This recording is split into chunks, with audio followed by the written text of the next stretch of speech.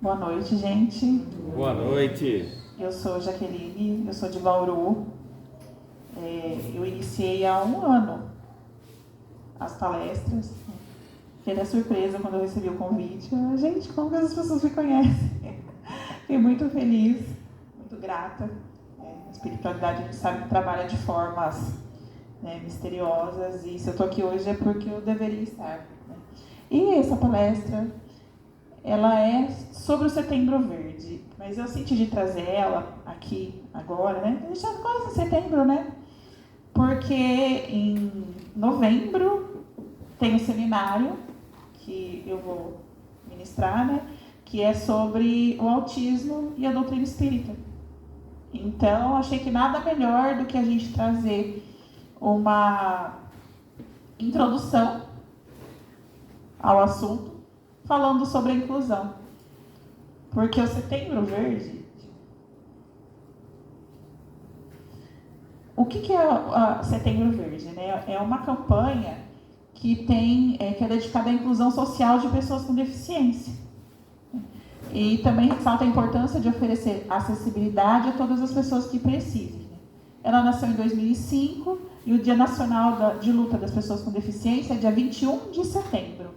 Por que a gente tem uma data para isso? Porque a gente precisa conscientizar a sociedade como um todo, né, sobre a importância do desenvolvimento de meios para que essas pessoas possam estar junto com a gente.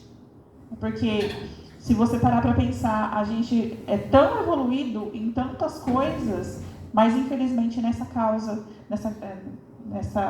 de acessibilidade e inclusão, a gente ainda é tão pequenininho, né? E esse mês de setembro ele funciona mais como uma forma de levantar a discussão, ressaltando a importância dos direitos e iniciativas voltadas para esse público. Isso vale tanto para ações ligadas ao poder público quanto as iniciativas de cunho privado, que no caso, né, é a Casa Espírita. E eu falo que não tem como a gente compreender aquilo que a gente não sabe. E então eu peguei para mim iniciar um movimento de inclusão e de falar sobre autismo e outras deficiências, porque eu sou mãe de um autista. Eu tenho um menininho de 3 anos e 9 meses, quase 4 aninhos, que ele é autista. E eu também tenho um que vai fazer 8, que tem TDAH. Então, a inclusão ela está presente em todos os momentos da minha vida, tanto com um quanto o outro. Porque, muito embora o autismo ele seja mais... tenha mais visibilidade do que o TDAH também tem muitos desafios. Muitos, muitos mesmo.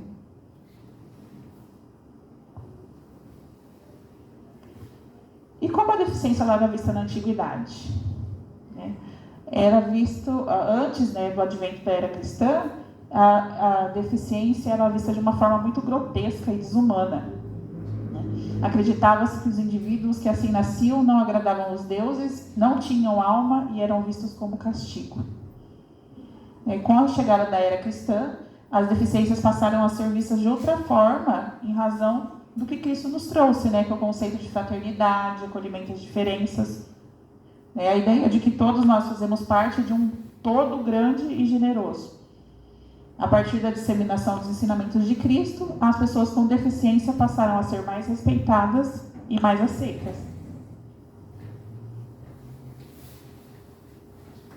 Então surgiu o Espiritismo, né, com Allan Kardec, que ele trouxe ao mundo uma visão expandida da vida, né, das provas que a gente passa, e apresenta o conceito da reencarnação. E a partir daí, a nossa visão sobre as deficiências pode ser revista. Na verdade, é um caminhar de formiguinhas, porque, como eu falei, ainda é muito difícil. E em todos os aspectos, viu, gente? Não é só no aspecto legal, no aspecto escolar, na sociedade em si. Todos os lugares é bem difícil essa inclusão, ainda hoje, né? As deficiências podem ser vistas, consideradas dentro de um novo contexto, com muito mais amplo daquele que a gente conhece, né?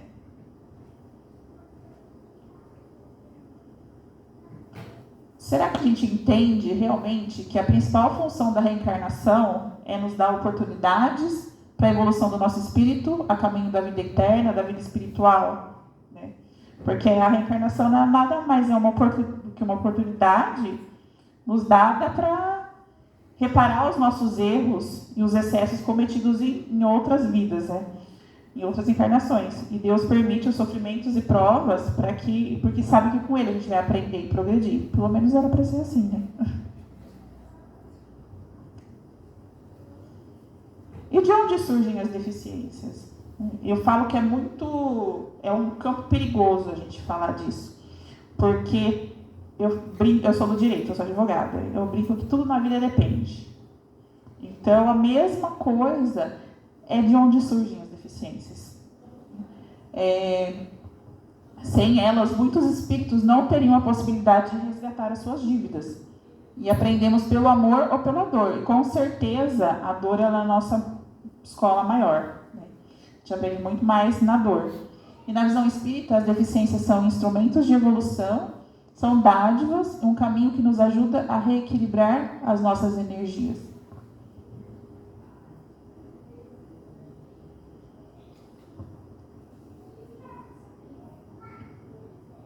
Então, no Evangelho segundo o Espiritismo, no capítulo 5, a gente fala, né, sobre as causas atuais das aflições e as causas anteriores das aflições, né? No caso da deficiência em si, ela não pode ser considerada uma causa atual, porque a causa atual é o quê? Aqui eu faço, né? Aqui eu vou sofrer a consequência disso. Ela é uma causa anterior, porque a genética, ela vem em reboque do espírito. Então, tudo que eu fiz nas minhas existências anteriores, segundo alguns estudiosos e algumas correntes, ela fica lá impregnada no meu espírito, no meu DNA, e eu venho trazendo aquilo. E em algum momento, quando estiver preparado para aquilo, quando escolher aquilo, vem para que a gente possa fazer o resgate daquilo que tiver que ser feito.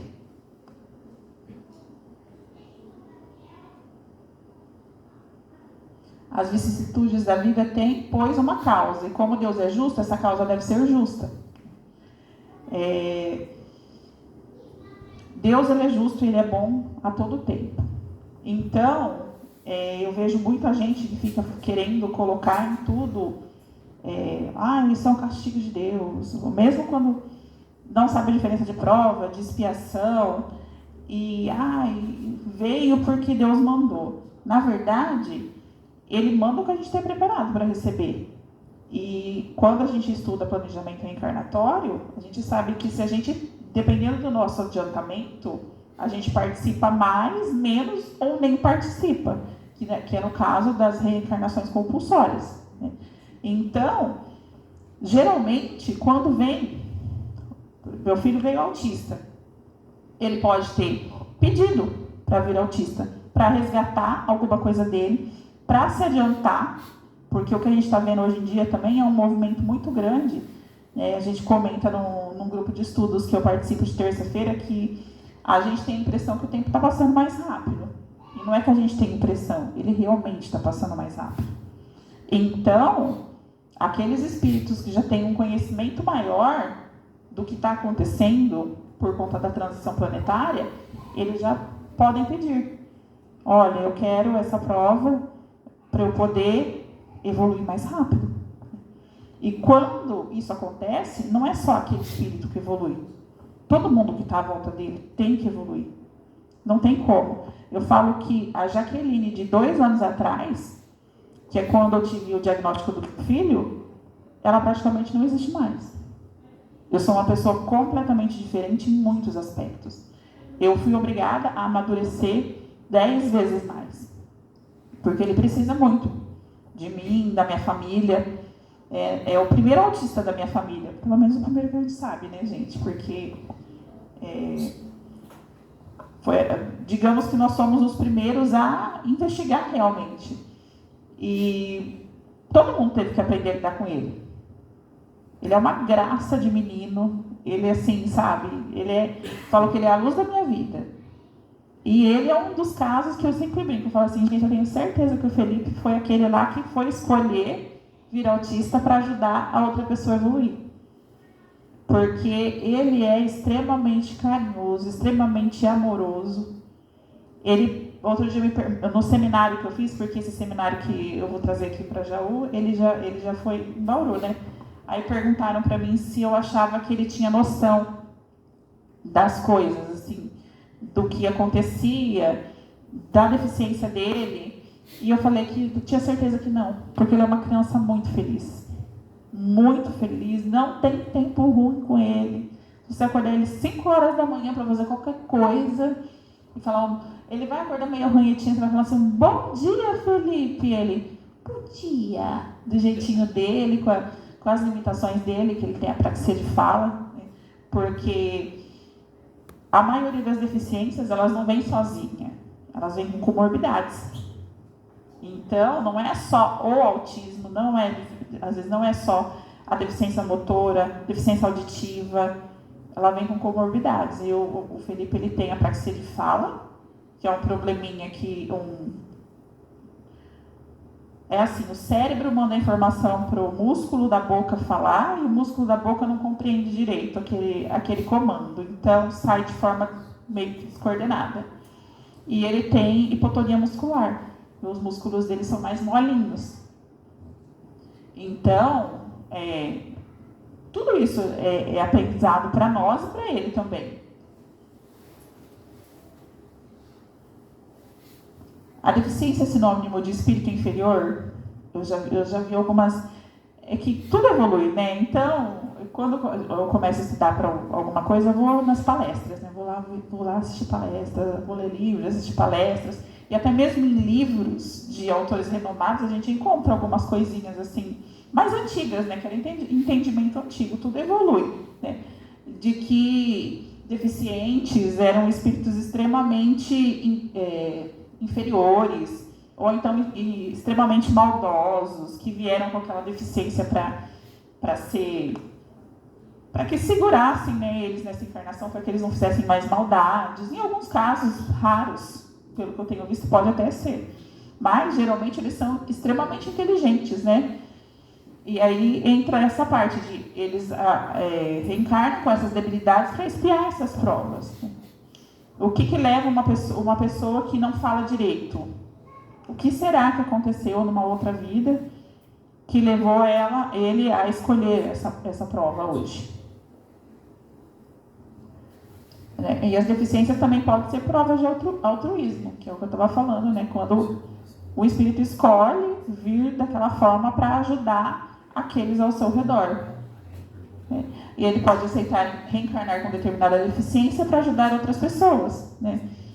Deficiências que foram pedidas pelo espírito reencarnante para ajudar os seus familiares. E não é só a família que ele ajuda, porque tem toda uma comunidade inserida ali no meio. São professores, colegas de sala, os pais dos colegas de sala, né? Os funcionários da escola, os terapeutas, os amigos. E assim, eu falo que é uma limpa. Quando é descoberta uma deficiência ou um transtorno, eu falo que é a própria espiritualidade que faz isso, né? Só fica quem tem que ficar mesmo. E graças a Deus, na vida dos meus filhos, pelo menos, só tem gente abençoada. E eu agradeço, eu recebi essa orientação. Agradeça a todos, desse jeito, todos os profissionais que estão na vida do seu filho, porque nenhum deles está por acaso.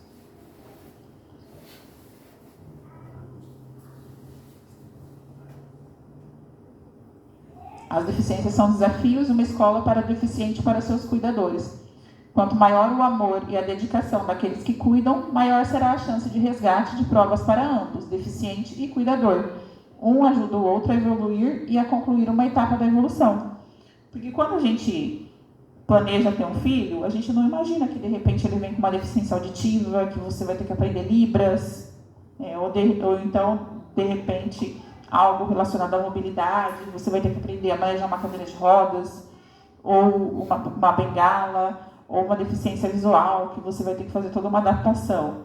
Então, todo mundo aprende. E, inclusive, também eu cito mais uma vez a escola, porque a escola não tem só o papel de ensinar, ler e escrever. A escola ela é para a vida mesmo.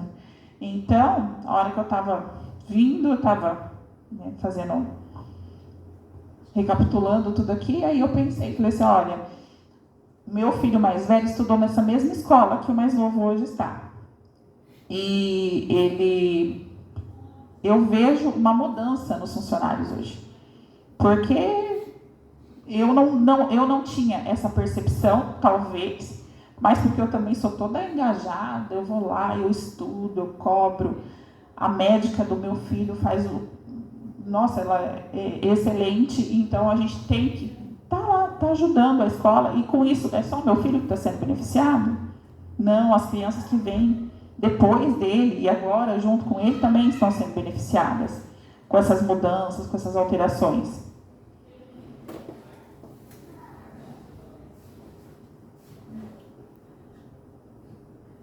Ah lá, a gente não pode, né, crer que todo sofrimento que a gente passa nesse mundo é um indício de uma determinada falta, né? Trata-se frequentemente de simples provas escolhidas pelo Espírito para acabar a sua purificação e acelerar o seu adiantamento. Assim, a expiação serve sempre de prova, mas a prova nem sempre é uma expiação, causas anteriores das aflições.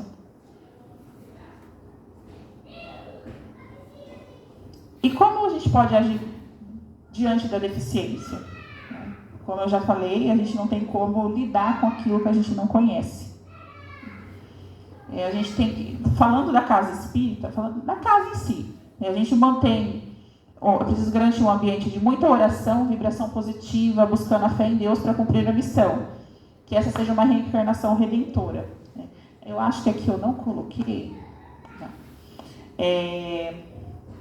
mas no meu seminário eu falo sobre o que a casa espírita pode fazer para ajudar essas pessoas com deficiência. Não sei se é o caso aqui, se tem alguém, mas a gente não pode esperar chegar alguém para a gente, né, se movimentar. Porque eu entendo que é um movimento lento, que ele demanda tempo, demanda dinheiro, demanda preparo espiritual, conhecimentos técnicos muitas vezes.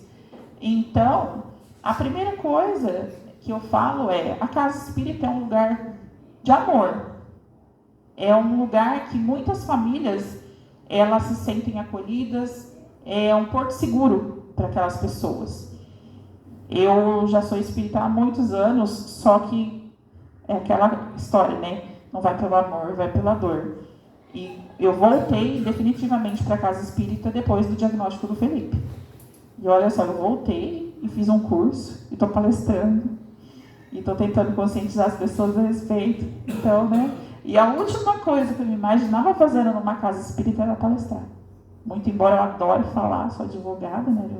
Fala. Era a última coisa que eu imaginava que eu fosse fazer. Então, garantir sempre um ambiente. A casa espírita já é geralmente um ambiente mais acolhedor, né? Mas que seja mais ainda. Tentar fazer aquela família se sentir inserida ali, porque o diagnóstico ele é pesado.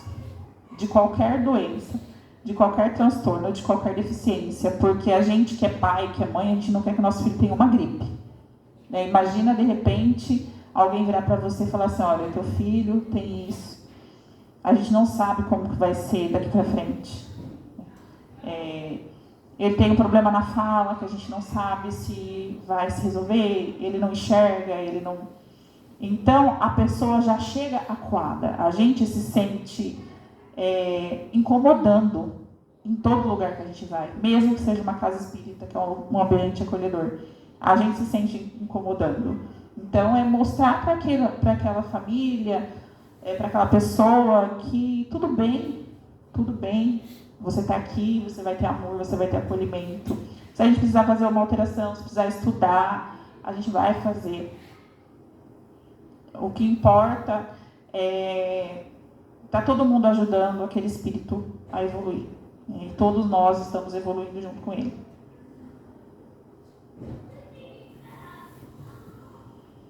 Aqui é o artigo 1º da Declaração Universal dos Direitos Humanos. É lógico que a advogada ia trazer um negocinho do direito no meio, né? Eu ia trazer um artigo de lei para falar alguma coisa, né? Todos os seres humanos nascem livres e iguais em dignidade e direitos. São dotados de razão e consciência e devem agir em relação uns aos outros com espírito de fraternidade. E por que eu trago esse artigo? Porque ele é de 1948. E é uma das primeiras vezes que a legislação falou a respeito de inclusão. Então, a título de lei, 1948 é muito novo.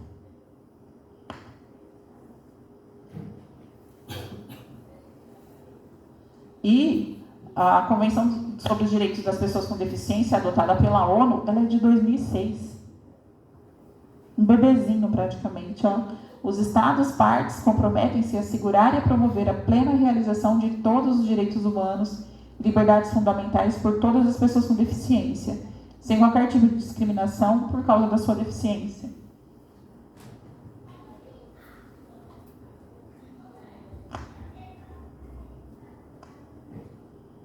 Estará a humanidade a caminhar efetivamente para a busca conjunta de soluções que nos levem a um mundo melhor, onde todos se sintam parte integrante de pleno direito? Será que a gente realmente está pronto, né, para conviver com essas pessoas, ou para ter uma dessas pessoas na nossa vida, na nossa família, na nossa comunidade?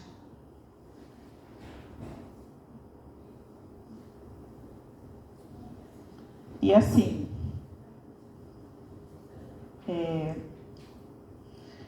a deficiência ela não é uma expiação, uma prova pessoal. Ela é coletiva, como eu já falei, para todo mundo que está perto, né? E a dedicação, a paciência, o devotamento, é a perseverança que os pais despendem com aquele deficiente, vão ajudá-los a evoluir e a se espiritualizarem por meio do amor, né, que é necessário para o filho, porque não tem como você ajudar um deficiente ou uma criança que tem um transtorno a evoluir sem ser o amor. Porque parece, eu tenho essa impressão, não sei se alguém aqui tem a oportunidade de conviver com uma pessoa dessa, mas parece que ali tem muita demanda de amor, necessita muito amor e eles têm muito amor a oferecer também. Tudo tem um aspecto positivo, né? Quando eu falei do diagnóstico, né, é pesado. A mãe essa pesquisa é especificamente do autismo, né? Mas a mãe de autista teve o cérebro estudado já, e o cérebro delas é comparado com o cérebro de um soldado em guerra, porque está sempre alerta, porque você nunca sabe o que vai acontecer. Eu não sei se eu vou sair com meu filho hoje e se ele vai ter uma crise, se ele vai querer comer o que tem no lugar. E, infelizmente, hoje em dia, muito disso é visto como criança mal educada. A pessoa olha, não sabe o que se passa, né? Não sabe como que é, muitas vezes. Eu demorei um tempinho para querer assim, ter contato com outras pessoas, porque durante o caminho do diagnóstico, eu tive algumas situações que eu me senti muito desconfortável. E ele não é aquela criança que grita, que se bate, viu, gente? A crise dele é diferente. Ele deita no chão e vira o rostinho para baixo. Aí as pessoas já acham que ele é porque é mimado, tá fazendo birra, tá fazendo manha. Aí, para evitar certas coisas, né, você acaba se afastando. O que é errado também, porque a gente tem que passar pela prova inteira. Para passar pela prova, passa direito e vai lá, enfrenta essas pessoas. E foi o que eu fiz. Eu me ergui, eu fui lá e falei, não, tem um propósito em tudo isso. Vou usar o meu dom da oratória, que eu acho que eu tenho, para poder falar para o mundo, né? Que não é assim que as coisas funcionam e que é um espírito como todos nós, é um irmão que merece todo o amor, todo o acolhimento, todo o carinho, independente de qualquer teoria que tem aí de que os autistas, que hoje em dia tem muito autista, porque eu escutei isso esse tempo atrás, porque da Segunda Guerra tem muito espírito vindo que trabalhou na Segunda Guerra, que trabalhou com Hitler. Eu falei, gente do céu, não é nada disso. Não é nada disso.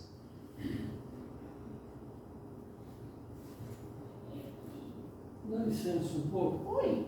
Você poderia falar alguma coisa sobre a inclusão do autista no relacionamento, com relação à escola, assim, para a gente entender melhor, que a gente ouve muito falar que dá muito problema na inclusão na escola. O que você poderia falar sobre isso? Olha, eu vou contar a minha experiência, vou contar o que a gente espera legalmente, né, e o que eu acho que deveria ser. Vou tentar fazer um mix, na verdade. A minha experiência com a escola foi muito boa, muito positiva, porque o meu filho mais velho já estudava lá e eu sempre fui atuante. Eu sou do conselho, eu sou da PM, eu converso com do servente, a diretora, então foi muito fácil. Meu filho, né, a inclusão dele na escola, mas não só por conta da escola, mas porque ele tem as terapeutas dele, que são maravilhosas, e elas têm um contato com a escola. Então, foi feita uma reunião, foi informada quais eram as necessidades dele, e a gente foi observando, e corre tudo bem, mais ou menos, porque a gente ainda caminha a passos de formiga, lembra que eu falei lá atrás? E falta muito ainda para a inclusão de fato acontecer, porque nós não temos profissionais preparados. Por exemplo, tem uma série de coisas que o meu filho necessita que os profissionais dentro da escola não enxergam. Que precisa vir as terapeutas de fora e falar, olha, o Felipe tem problema de coordenação motora fina, vai ter que usar adaptador para escrever. Olha, o Felipe tem apraxia de fala, vai ter que ser feito de uma forma diferente para que ele possa compreender as coisas. Olha, o Felipe tem a hipotonia muscular, tem que olhar a postura, tem que fazer ele sentar direitinho, tem que ficar mais em cima dele, ele tem baixa permanência, é um possível TDAH também. Então, o que a escola tem que fazer? A escola tem que ter profissional capacitado para poder lidar com aquela criança. Porque não adianta nada, eu não sei como é aqui, mas lá é uma pessoa que passa num concurso geral, cuidador de pessoas com deficiência ou idoso. Não tem, assim, uma pessoa que sabe lidar com Down, que sabe lidar com deficiência auditiva. Não tem específico. É um cursinho de uma semana, bem genérico, né? Que não ensina praticamente nada, para falar a verdade. Quem aprende, aprende porque quer, porque tem boa vontade. E a lei garante que essas pessoas tenham um acompanhante especializado para auxiliá-los na escola. Só que aí é que eu falo, né, que demanda toda aquela história do preparo e de ter as pessoas certas, na hora certa, no caminho certo. Tem gente que presta concurso, ou seja, em outra escola, consegue um emprego porque precisa, não porque quer e porque ama. Aí tem que ter o amor no coração, a boa vontade para poder trabalhar, para poder desenvolver aquele ser humano. Porque, além de tudo, além de todas as deficiências, a gente não tem que olhar só para a deficiência, a gente tem que olhar para aquele espírito que está em formação também. A gente sabe que do nascimento aos 7 anos é onde a gente mais tem que trabalhar com a criança. É onde ela está desenvolvendo a personalidade, é onde ela está com, como dizem os antigos, com um pé cá e um pé lá. É onde ela está mais suscetível a receber informações. Então, deveria ser dessa forma. Deveria ter inclusão, capacitação e amor, mas na maioria dos casos não é. Tem alguma dúvida específica que você tenha que eu possa tirar? Não sei, ou é mais ou menos para entender, né, que ponto que a educação está buscando nesse sentido, nessa ajuda, né, a esses deficientes. Eles tentam bem, eles tentam bastante, e aí que eu falo, quando a gente encontra uma pessoa disposta, a gente tem que agradecer e aproveitar, porque eles não têm preparo, é tudo por vontade deles mesmo, sabe, de querer ajudar aquela criança. E aí eu já falo, gente, é a oração dos pais, né, os tratamentos que a gente faz no centro, leva essa criança para fazer fluidoterapia, onde tem, para tomar passe, onde tem tratamento, passes médicos, não sei como é que você chama aqui, leva também, porque tudo acaba influenciando, né? Porque quando a gente se coloca numa atmosfera de coisas boas, a gente atrai coisas boas. né? Então, eu estou lá, estou fazendo um tratamento no centro para melhorar o meu filho. Eu ainda não comecei, tá? Estou dando um exemplo. Só depois que eu comecei a estudar para esse seminário que eu parei e pensei assim, nossa, Jaqueline, você não pegou o seu filho ainda, levou ele para uma casa, ele vai, ele toma passe, ele assiste palestra, lá tem a palestra infantil, não pode participar ainda da evangelização, porque lá na casa espírita que eu frequento é a partir dos 4. Falei, nossa, mas você não levou esse menino ainda para fazer um tratamento, né? Tá precisando. Na verdade, não fui eu que falei, né? Foi um puxão de orelha que eu levei quando eu estava fazendo o seminário. Mas, enfim. Felipe, nós temos também um filho. Nós tivemos a sorte de 4 monitoras que não têm treinamento, correram atrás de aprender e auxiliá-lo. E elas confrontavam a professora quando não entendia o problema da criança. E até hoje. Então, eu acho que a espiritualidade é uma ajuda muito. Com certeza. As terapeutas do meu filho, eu falo, gente, eu não abandono elas por nada na vida. A terapeuta ocupacional, ela trabalha muito com adultos. Eu falei, você sabe, né, que vai ser a vida inteira. Então, elas se ofereceram gratuitamente para ir lá na escola, a gente dar um treinamento, dar uma capacitação para os funcionários da escola. A gente está esperando a agenda. Enquanto isso, nós estamos quase no mês de setembro, né? Ano que vem começa a alfabetização. E tá lá. Elas correndo com elas lá, às vezes até tentam, né? E nem falou, elas confrontaram a professora e tudo mais. Agora entrou uma professora de educação especial abençoadíssima lá, que ela parece ser muito bem disposta. Vamos ver. Somos todos co-criadores com o Pai. No mundo em constante mutação, que caminha ou deve caminhar no sentido do progresso, cada passo, cada ação, cada decisão, cada pensamento de um de nós, coletiva ou individualmente, por isso é importante a gente lutar para inserir essas pessoas na sociedade. Porque quando um pensa, tem força, mas quando vários pensam, né, é uma força muito maior. Contribui positiva ou negativamente para a construção do mundo que Deus tem nos destinado. Um mundo de paz, equilíbrio, harmonia, onde os valores cristãos prevalecem e contribuam para a felicidade e o aperfeiçoamento constante.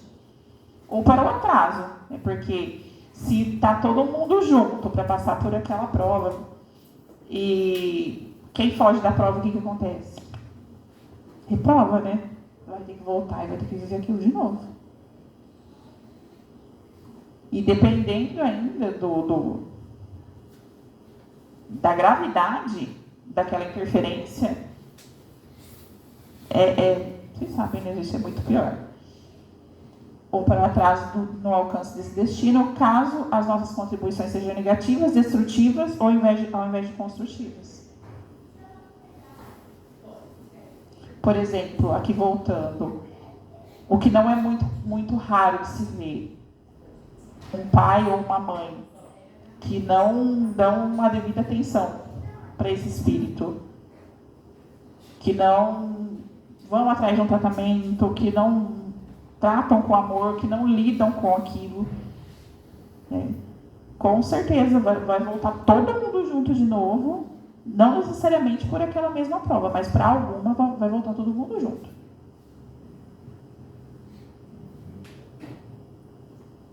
Nós somos a mudança, né? A gente tem esses valores ético-morais, que é equidade, respeito, solidariedade, partilha, empatia. E à medida que as sociedades terrenas vão evoluindo, também vão se ajustando às leis divinas. Portanto, aos valores preconizados e ensinados pelo Mestre Jesus e pelo Consolador Prometido, que é a doutrina espírita, que veio recordar e procura reviver a essência dos seus ensinamentos.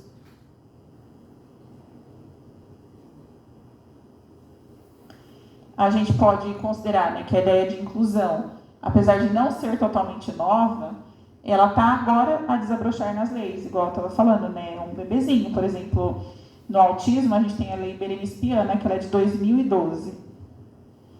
E são leis assim, que garantem o mínimo.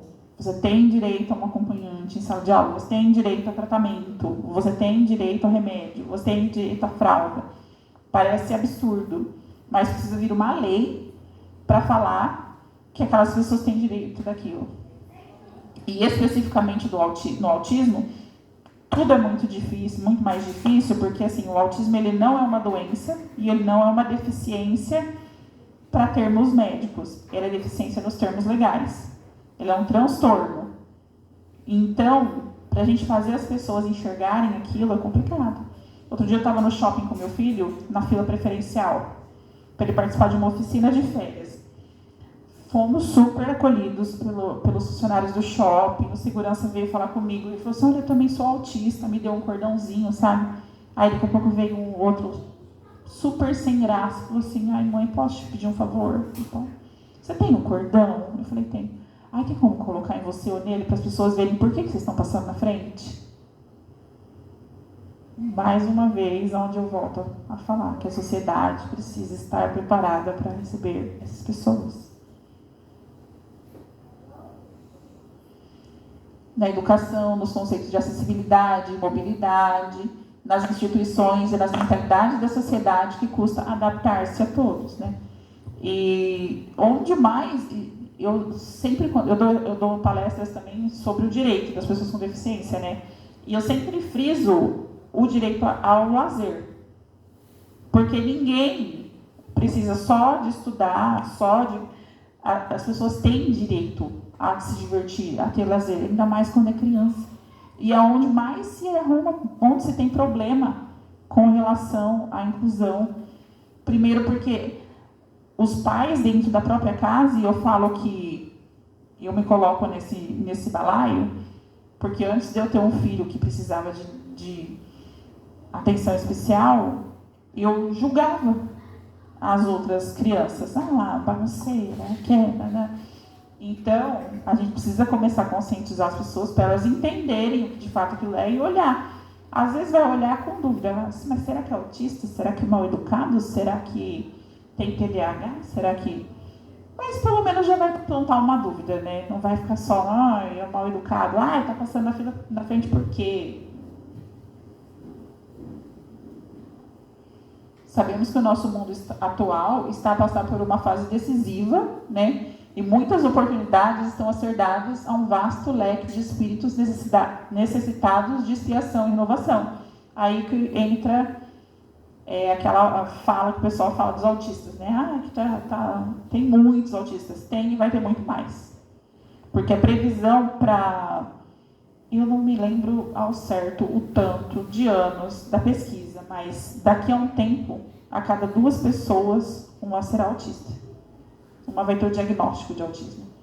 Hoje, a cada 36, uma é diagnosticada com autismo. Só para vocês terem uma ideia de um paralelo, a síndrome de Down, ela acomete a cada 700 pessoas uma. Então, vem aquela questão, né, da necessidade da transição planetária, tanto deles evoluírem como a gente, como sociedade num todo. Né? E também muitos outros espíritos adiantados estão descendo ao nosso planeta para trabalhar no nosso aperfeiçoamento. Quando aquele espírito escolhe vir naquela condição para nos ajudar. Dando-nos exemplos, fazendo-nos refletir, impulsionando o progresso intelectual e moral, em suma, ajudando-nos na preparação para a transição planetária iminente. Para a Olimpíada está aí para mostrar. Exemplo de superação, força de vontade, todos os dias.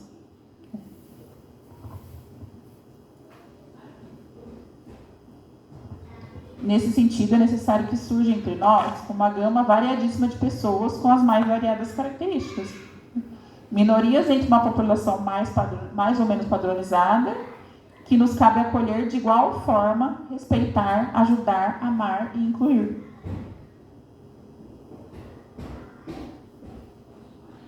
Mas por que a sociedade, né, tem que ter essa responsabilidade com esses indivíduos? Porque a gente tem responsabilidade coletiva, né? Ninguém erra sozinho. A pessoa com deficiência, seja qual for o motivo que a levou a essa condição, está e sempre esteve nessas e em outras vidas que podem ter contribuído para a sua condição atual, né? É o que eu já falei lá atrás, a genética vem a reboque do espírito. Integrado numa sociedade, né, num meio, num contexto, porque provavelmente ali todo mundo errou junto. Então, todo mundo errou junto, todo mundo vai poder passar por aquilo junto. Eu li um caso de uma família, era um rapaz que tinha bastante, uma família bem rica, que se apaixonou por uma mulher negra e pobre. E por conta da pressão da família e por não suportar ficar longe da mulher amada, ele veio a se suicidar. Então, ele veio com deficiência para que ele não tentasse novamente aquilo, caso não conseguisse ficar com a sua amada. E a família veio toda junto novamente para poder ver se dessa vez eles superam isso. Influenciaram de algum modo as suas más decisões. De alguma forma ele foi levado ao suicídio por conta da intolerância dos pais. Por egoísmo, orgulho, falta de amor, desinteresse, incapacidade para ajudar. É justo que essa mesma sociedade contribua na atualidade para o resgate desses erros. É uma prova para todos nós. Saindo o indivíduo vencedor, toda a comunidade ganhará essa interação e aprenderá com a experiência coletiva.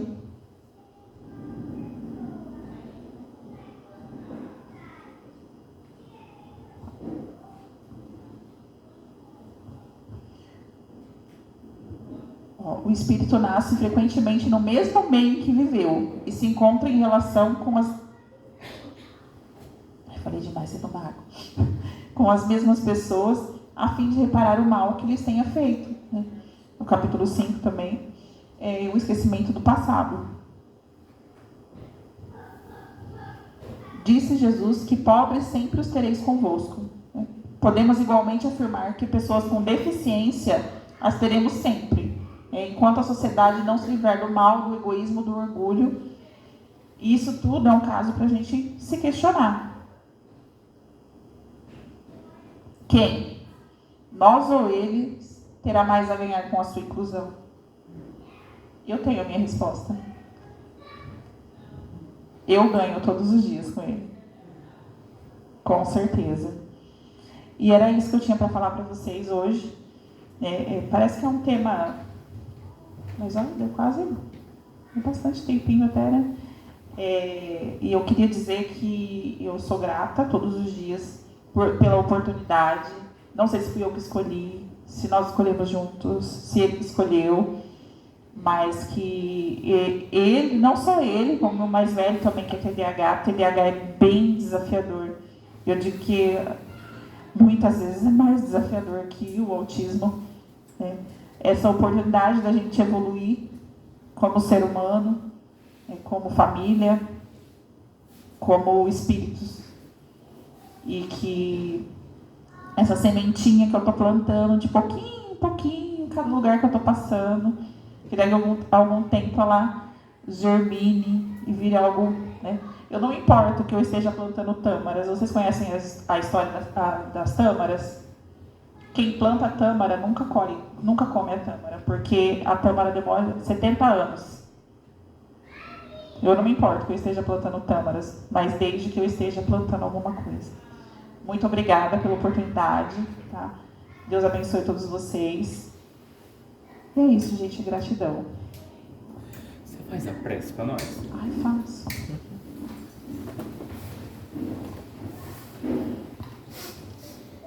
Bom, vamos manter essa vibração de amor, de esperança, de paz, de união. Que a espiritualidade amiga esteja na casa de cada um de nós. Que abençoe as nossas famílias, a nossa comunidade. Que cada palavrinha que a gente escute aqui, hoje ou qualquer outro dia, seja semente da nossa vida.